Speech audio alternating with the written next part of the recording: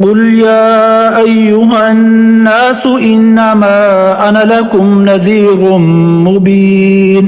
Say, O mankind, I am only a clear warner to you. اے پیغمبر کہہ دو کہ اے لوگو میں تو تمہیں وضاحت کے ساتھ خبردار کرنے والا ہوں.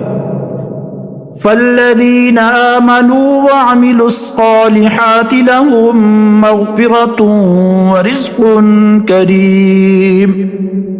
So those who believe and do righteous deeds, for them is forgiveness and a noble provision. پھر جو لوگ ایمان لے آئے اور نیک عمل کرنے لگے تو ان کے لیے مغفرت ہے اور باعزت رزق ہے. والذین سعوا فی آیاتنا معاجزین اولئک اصحاب الجحیم.